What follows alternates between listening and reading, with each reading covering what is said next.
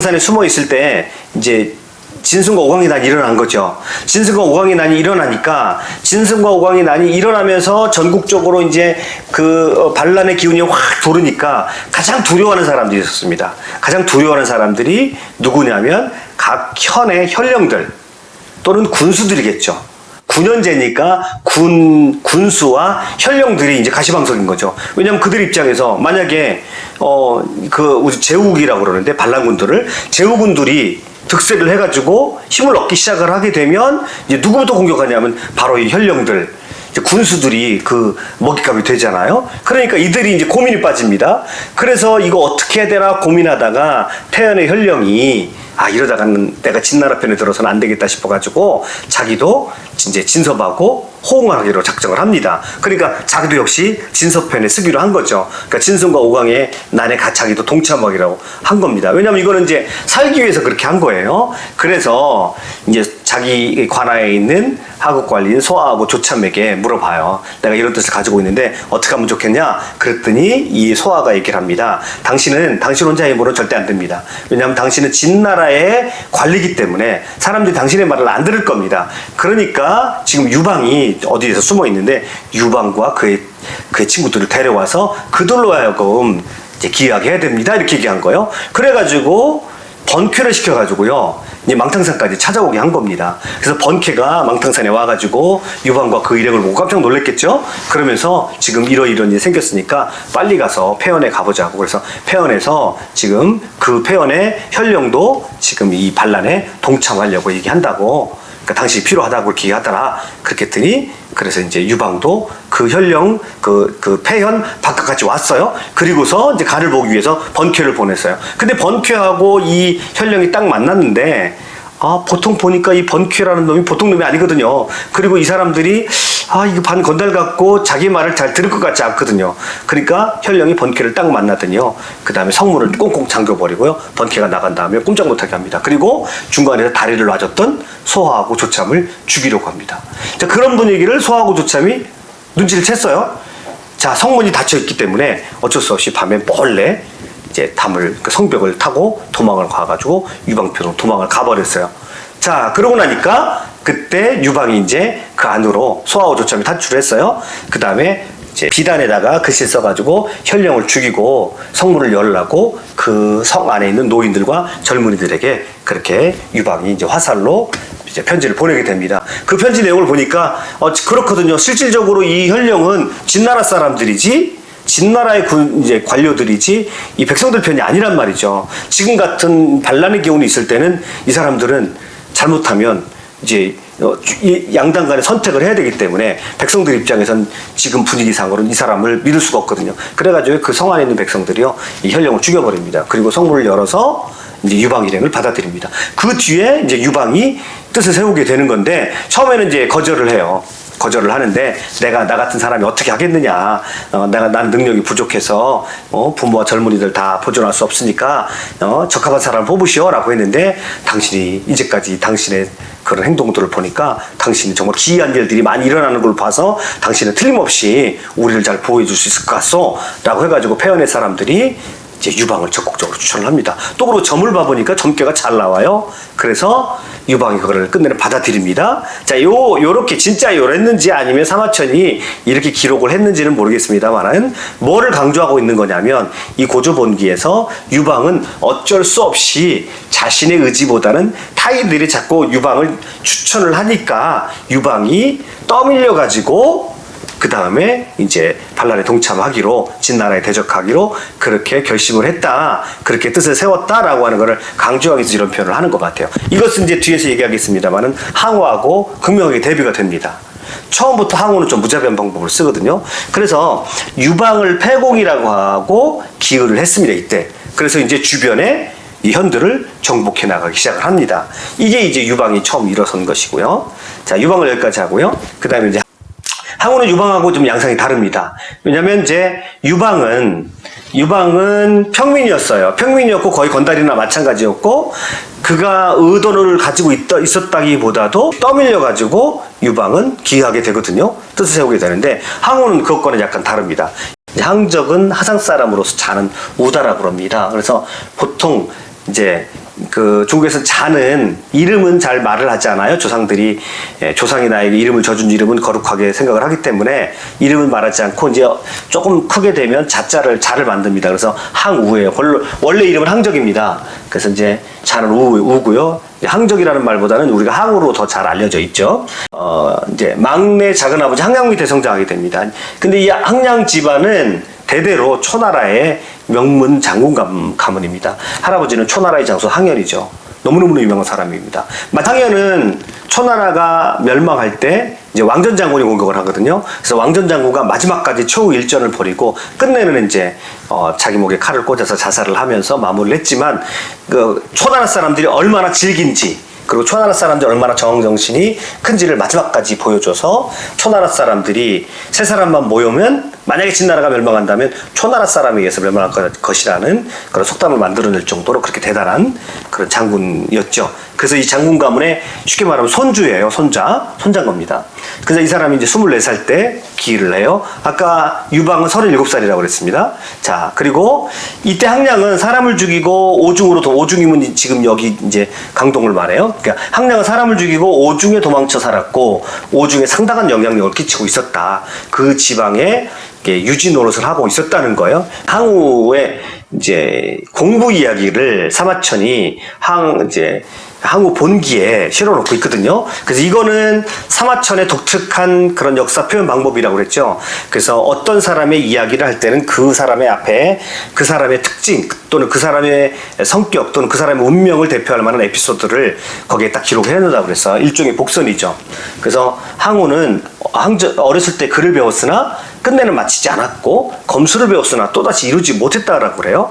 그러니까 얘가 하는 것마다 이루지 못하니까 이제 작은아버지가 항량이 야단을 했겠죠. 그랬더니 뭐라고 대답하냐면 글은 이름과 성을 적을 수 있으면 족할 따름입니다. 검은 한 사람을 대적하는 것이므로 배움만 하지 못합니다. 저는 10,000명을 대적하는 법을 배우겠습니다. 그래요? 요놈 봐라. 요놈이 퍼부가 제법 크네. 그래가지고 이제 군법을 가르쳤어요. 병법을 가르쳤단 말이에요. 그때가 되니까 항적이 되게 기뻐하더라는 거예요. 그런데 그것도 역시 이제 병법에 대해서 대충 또 알게 되자 또다시 끝까지 배우려 하지 않았다. 이런 에피소드들을 이제 항우 본기에 실어놓고 있습니다. 앞부분에. 이거는 뭘 말하냐면 나중에 이제 항우가 이제 24살에 기의해서 31살에 죽거든요. 그럼 31살 너무 아까운 나이잖아요. 그래서 이제 31살에 안타깝게 다시 한번 뜻을 세우지 못하고 단 한 번의 패배를 가지고 자신의 인생을 끝내버렸던 그것도 역시 이 얘기와 일맥상통하는 이야기다. 라고 하는 것을 이제 은근히 사마천은 심어놓고 있는 겁니다. 자, 진시황의 일행이 이제 이 동쪽에 회계산 부근에서 이제 순행을 할 때가 있었어요. 그 모습을 이제 한번 봤던 거죠. 항우가 그 모습을 딱 보니 저 자리를 빼서 내가 대신할 수 있습니다. 그렇게 말을 하는 겁니다.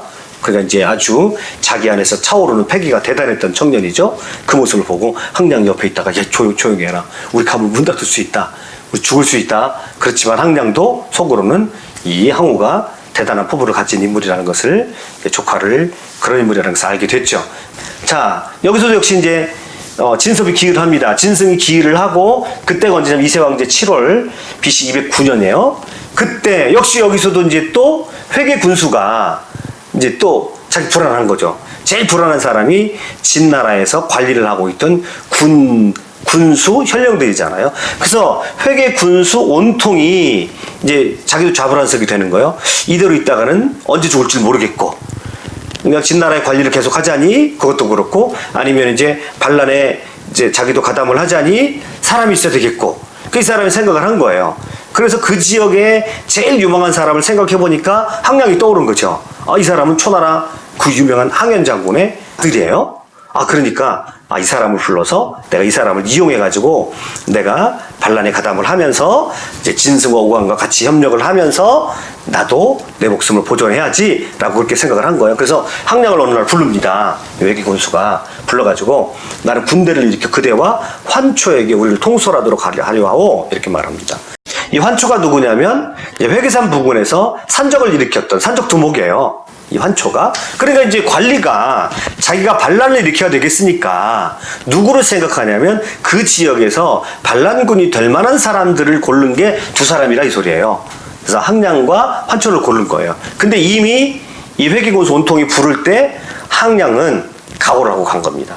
그리고 자기 조카 이제 항우에게 너는 준비하고 있으라. 칼을 가지고 가서 준비하고 있으라 미리 대기하고 시킨 겁니다. 그러니까 이 말을 딱 하니까 알았어. 근데 우리 조카가 환초가 있는 것을 아니까 그를 잠깐 들어오라고 하겠어. 그에게 명을 전달하기 위해서. 그리고 항우가 방으로 딱 들어왔습니다. 그때 항량이 눈짓의 신호를 딱 보냅니다. 두 말도 하지 않고 칼을 들어가지고 온통을 모가지를 칩니다. 그리고 그 길로 바깥에 나가서 그 바깥에 있었던 관리들 수십 명을 단칼에 쳐버리게 됩니다. 그러니까 항우 혼자 힘으로 수십 명을 다 쳐버려요. 그러니까 이제 관아에 있던 사람들이 이제 난리가 난 거죠. 그리고 죽지 않기 위해서 납작 엎드려서 살려달라고 합니다. 우리도 당신의 뜻에 따르겠다라고 얘기합니다. 그때 누가 등장하냐면 개포와 종림회가 등장을 합니다.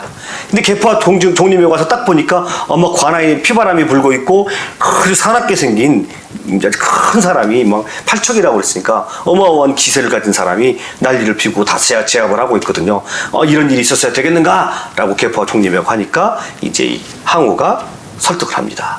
개포와 종림회 이 사람이 회계군수가 진나라 사람으로 진나라를 반역할 생각을 품었으므로 이 사람은 당연히 마땅히 죽어야 될 사람이요. 그리고 나는 초나라를 다시 회복하려고 하는 그런 뜻을 가지고 있으니 지금 세월이 이러니 당신은 너희들은 내 편에 서서 같이 진나라를 무너뜨리고 다시 초나라를 세우는 이런 일에 동참할 것인가 아니면 진나라를 계속 동의하다가 내 칼을 받을 것인가. 근데 항우의 모습을 보니까 자기들이 감당할 수 없거든요. 그래가지고 그때 개포와 종림회가 역시 항우 밑에 들어가게 됩니다. 당신과 뜻을 같이 하겠다고 합니다. 이 개포는요 나중에 유방이 일을 가는 사람입니다. 왜냐하면 이 개포의 주된 임무 중에 하나가 뭐냐면 유방을 죽이는 겁니다. 그래서 유방이 이 개포한테 몇 차례 죽일 뻔합니다. 그런데 나중에 유방이 황제가 된 연후에 이 개포가 사라졌거든요. 그래가지고 전국에 개포의 수배력을 내립니다. 누구든지 개포를 잡은 사람은 데려와라. 목을 가져오면 내가 상을 주겠다. 그렇게요. 그래서 개포가 남의 집 종노릇을 하다가 어떤 사람이 이 개포를 알아봐요. 그리고 나서 아까 등공이 있었죠. 하우영. 하우영에게 넌지시 얘기를 합니다. 이 개포가 말이야 이 사람은 유방과 어떤 사감이 있어서가 아니라 이 사람은 항우의 장군이니까 당연히 항우에게 충성하려고 그런 일을 했을 뿐인데 그 사람에 대해서 사감을 갖는 것은 안 좋소. 이제 하우영에게 그 얘기를 해요. 그리고 하우영이 가서 고조에게 그 얘기를 합니다. 그러니까 유방이 그 얘기를 듣더니 이 사람은 또 합리적인 말을 잘 듣는 사람이거든요. 그래서 나중에 개포를 용서해 줍니다. 그래가지고 개포가 그 이후에도 고조가 죽은 다음에도 조정에 상당한 역할을 하고요. 이 개포에 관한 속담이 있는데 개포의 말 한마디는 천금과도 바꿀 수 없다라고 하는 이렇게 대단한 신뢰감과 의리를 가지고 있는 그런 사람으로 나중에 열전에 기록이 됩니다. 그래서 개포, 난포 열전에 이 사람이 또 기록이 돼요. 그 다음에 또 종림회를 넣습니다. 이제 끝까지 이 두 사람은 이제 항우를 끝까지 따라가죠. 물론 마지막 순간에 개포는 숨어버리고 종림회는 이제 같이 죽습니다. 항우와 함께. 자, 근데 이 두 사람을 얻어서 그래서 항량은 회계 군수가 되고 항우는 부장이 됩니다. 그러니까 첫 번째 장면부터 항우는 달라요. 유방하고 달라요. 이제 유방은 어쩔 수 없이 떠밀려 가지고 그래서 그냥 건달 같은 사람인데 그런데 그 의협심 때문에 어쩔 수 없이 이제 기여를 한 것이고 항우는 항량과 더불어서 첫 번째부터 칼을 휘둘러 가지고 가가지고 회계군수의 그 무고한 사람들 그 사람들 무슨 죄가 있습니까? 그 사람들을 막 수십 명을 죽여버리고 그 항량은 회계군수가 되고 항우는 부장이 되거든요. 자, 그 뒤에 아주 되게 유명한 얘기가 있어요. 이 항우의 기여와 더불어서 아까 환초라는 사람을 말씀드렸죠? 환초라는 사람. 이 사람이 이제 산적이라고 그랬어요. 주변에 한 8,000명 정도를 이 사람이 부하로 데리고 있었던 것 같아요. 그러니까 이제 이 종림회가 이제 이 개포와 종림회가 이 환초하고 우영을 밑으로 불러와야 됩니다. 그렇게 얘기를 해요. 그래서 이제 이들을 찾아갑니다. 회계산 그 주변에 있는 이들을 찾아가요. 그래서 우영과 환초를 만납니다. 만나서 서로 자기가 얘기를 합니다. 그러니까 이 사람들 산적들이니까 이 사람들 입장에서도 지금 상황은 자기들이 오히려 이제 쓰임 받을 수 있는 그런 상황이거든요. 그리고 항우에 대해서는 이미 들어 알고 있어요. 그럼 당신이 힘이 세다고 그러는데 그럼 당신이 힘이 센 걸 어느 정도인지를 한번 보여주시오라고 이렇게 합니다. 그래서 그때 마침 옆에 우왕 그러니까 하은주 할 때 그 하와 하나를 세웠던 우왕의 묘가 거기 있었던 것 같아요. 그러니까 우왕의 묘 앞에 이달아 커다란 솥이 있는데 기록에 따르면 이 큰 솥이 여기는 이렇게 작아 보이잖아요. 근데 기록에 따르면 그 솥이 얼마나 크냐면 솥에다 밥을 한번 하면 1,000명이 먹을 수 있는 그런 솥이래요. 그럼 얼마 정도 커야 어마어마하게 큰 소식이겠죠. 그러니까 이제 그게 무덤 앞에 딱 있는 거예요. 자, 그러면 이제까지 저거를 들어본 사람은 없는데 당신이 들을 수 있겠어? 하고 우영우환초가 그렇게 물어봐요. 그러니까 내가 할 수 있습니다. 그래가지고요, 그 무덤 앞에 가가지고 그 박혀 있는 거를 막 흔들더니 항우가 번쩍 들어가지고 무덤을 몇 바퀴를 도는 거예요. 감탄을 하는 거죠. 우영우환초가. 와, 역시 대단하다. 그리고 역시 당신을 믿을 만하다 그러고 우영우환초가 그 사람 이제 항우 밑으로 들어가게 됩니다. 그래서 여기서 또 8,000명을 얻어요. 그런데 여기서 8,000명만 얻는 게 아니라 우일공이라는 사람이 갑자기 그 앞에 딱 등장을 합니다. 그러니까 우노인이라고 하는데 우노인이 등장을 하더니 황장군, 내가 말할 것이 있어. 우리 집에 잠깐 갑시다. 그리고 자기 집으로 데려가요. 자기 집으로 데려가더니 뭐라고 얘기하냐면, 자, 황장군, 당신 결혼하셨습니까? 그렇게 물어봤더니 아니, 결혼 안 했습니다. 그러는 거예요. 그러니까 이 우일공이, 내가 귀한 딸이 있는데 이 딸을 너무너무 미인인데 이 딸을 많은 사람들이 탐을 내서 달라고 했지만 내가 주지 않소. 왜 그러냐면 이 딸은 봉황꿈을 5마리의 봉황꿈을 꾸고 태어난 딸이라서 분명히 큰 사람하고 훌륭한 사람하고 결혼할 것을 내가 알기 때문에 그 사람을 만날 때까지는 내가 이 딸을 주지 않으리라고 작정을 했고, 오늘 당신이 그 솥을 드는 것을 보니까 당신에게 내 딸을 줄 마음이 있는데 어떻겠어? 그러니까 항우가 처음에는 머뭇머뭇해요. 왜냐면 어떤 여인인지 알지 못하니까. 그래서 이제 우일공이 들어오라고 합니다. 그랬더니 들어와서 보니까 막 온 방이 환해질 정도로 너무너무 절세 미인인 거예요. 그래서 여기서 이제 항우가 우미인을 넣습니다. 우위를 넣었죠. 때에 따라서는 중국 4대 미녀에 넣기도 하고 안 넣기도 합니다. 그럴 정도로 아름다운 미인을 얻어요. 그리고 항우는 일생 이 한 여자만을 자기 옆에 두고 살죠. 자기 죽을 때까지 같이 하게 됩니다. 그리고 그래서 여기에서 나오는 유명한 고사성어가 뭐냐면 일거양득이죠. 한 번 들어가지고 한 번 들었어요. 그래서 한 번 들어가지고 2개를 얻었어요. 뭐를 얻었습니까? 자기 부인을 넣고 8,000명을 얻었어요. 군사를. 자, 그래요. 그 다음에 또 여기서 또 뭐를 넣냐면 이부근절에서 이제 그 마을에 말이 한 마리가 있는데 막 농민들에게 너무 고통스럽게 하는, 그래서 막 밭을 밟아놓고 농작물 해치는 그런 말 한 마리가 있는데 이 야생마가 너무 거칠어서 아무도 이 통제를 못하는 거예요. 항우한테 그걸 처리해달라고 하니까 항우가 말이 달려오는 그 말의 갈기를 탁 잡고 말 위에 탁 올라탑니다. 그리고 한동안 도니까 이 말이 아주 순한 말이 되고 길들여졌어요. 그래서 이 말을 오추마라고 합니다. 아주 유명한 말이죠. 항우와 끝까지 운명을 갖추하는 그런 말입니다. 그러니까 항우를 보면 대단히 매력적인 것이 뭐냐면, 이렇게 항우를 볼 때 사람들이 뭔가 특별하게 항우만의 어떤 지계, 항우만의 호연지기 속에서 사람들이 항우를 경외심으로 바라보는 그런 사람이었다는 걸 알 수가 있거든요. 그러니까 이제 유방하고 이것도 대조가 되죠. 유방은 겉으로 보기엔 아주 건달해요. 건달인데 친밀감으로 사람을 이끌어 갔던 사람이라고 한다면, 항우는 어떻습니까? 그의 힘과 그의 기계가 사람들을 압도하고 막 그냥 솥을 번쩍 들을 때 사람들이 그 모습 속에서 야, 정말 저 사람 대단한 사람이다, 내가 저 사람 밑에 가서 하고 싶다라고 하는 그런 굉장히 용기와 힘과 어떤 겉으로 품어나오는 그런 호연지기, 그 호연지기 압도당해서 사람들이 그 옆에 오는 그런 양상의 것을 볼 수 있죠. 그리고 유방하고 전혀 다릅니다. 그리고 이런 말 같은 경우도 이제 상당히 이제 항우의 캐릭터를 상징적으로 보여주는 그런 캐릭터라고 할 수 있습니다. 수많은 사람이 모였어요. 그래서 이제 항우 본 게 뭐라고 하냐, 마침내 강동자제 8,000명과 함께 강을 건너다라고 하는 말이 나와요. 이제 드디어 이제 진나라를 무너뜨리기 위해서 뜻을 세우고 군대를 모아가지고 강동자제 8,000명과 함께 강을 건너죠. 강을 건넙니다. 그래서 8,000명과 함께 건너가지고 그 뒤로 이제 수많은 사람들의 인재를 얻어요. 진영이라는 사람을 얻고요. 경포, 영포, 이 사람도 굉장히 많은 활약을 하는 사람입니다. 그 다음에 포라고 하는 사람을 또 얻고요. 많은 인재들을 얻고요. 그 다음에 군인들이 막 모여들기 시작하고요. 순식간에 막 10만 명이 넘어갑니다.